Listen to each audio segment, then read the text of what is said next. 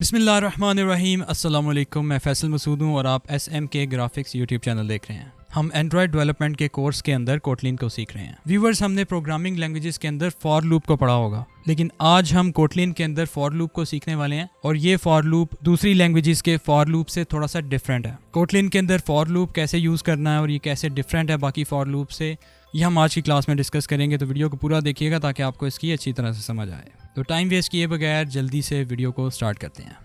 जी viewers, आप ये देख रहे हैं कि हमने पिछली क्लास के अंदर एक अरे वेरिएबल क्रिएट किया था और उसके अंदर हमने कुछ वैल्यूज़ को स्टोर किया था। अगर हमने इन तमाम के तमाम वैल्यूज़ को आउटपुट के तौर पे स्क्रीन पे दिखाना है तो हम इसको कैसे एक्सेस करेंगे और कैसे हम इसको दिखाएंगे, तो ये हम फॉर लूप से बनाएंगे। तो यहाँ पे आपने देखा कि आपने पिछले प्रोग्राम की तरह अरे के वेरिएबल को डिक्लेयर किया, ठीक है। यहाँ पे एक्चुअली हम एक किसी वैल्यू को चेंज कर रहे थे, इसको मैं कमेंट कर देता हूँ।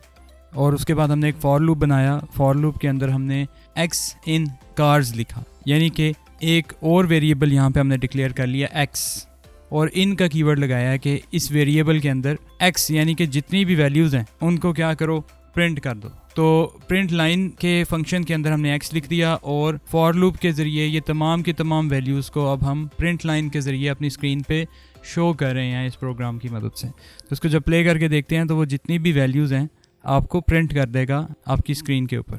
जी, तो आप ये देख रहे हैं कि 1 बाय 1 इन तमाम वैल्यूज़ को उसने प्रिंट कर दिया आपकी स्क्रीन पे फॉर लूप के ज़रिए। आपने एक बात का ख्याल रखना है कि आपके C++, C#, जावा, इन तमाम लैंग्वेजेस के अंदर आप फॉर लूप को जिस तरह से यूज़ करते रहे हैं, ये फॉर लूप उससे थोड़ा सा डिफरेंट है। यहाँ पे हम फॉर लूप सिर्फ अरेज के लिए, रेंजेस के लिए और काउंटेबल आइटम्स के लिए यूज़ करेंगे। तो यहाँ पे भी आपको सिंप्लिसिटी मिल गई है, आपके लिए आसानी हो गई है फॉर लूप लगाने में भी। फॉर लूप भी बड़ा सिंपल और आसान है, इसमें कोई आपने कंडीशंस नहीं लगाई हुई। जी, तो अब हम ये देख रहे हैं कि हमने अपने इस वेरिएबल के अंदर इंटीजर्स को सेव किया है और इन नंबर्स को सेव करके हम इसको प्रिंट करने वाले हैं फॉर लूप के ज़रिए। तो इसको ज़रा प्रिंट करके देखते हैं।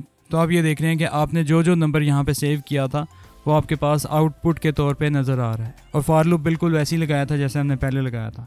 फॉर x इन नम्स हमने वेरिएबल रखा था, और प्रिंट लाइन x।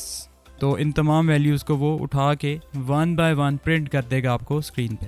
व्यूवर्स, अब हम ये देखते हैं कि हम अपने फॉर लूप के ज़रिए अपने प्रोग्राम के अंदर रेंजेस क्रिएट कर सकते हैं। जैसे फॉर एग्जांपल यहाँ पे देखें, हमने फॉर लगाया, कैरेक्टर्स के नाम से एक वेरिएबल हमने बनाया और इनका वेरिएबल लगाया, और यहाँ पे ए वाले लेटर से लेके x तक आपने एक रेंज डिक्लेयर किया। रेंज से मुराद ये है कि दरमियान में 2 डॉट्स आ रहे हैं।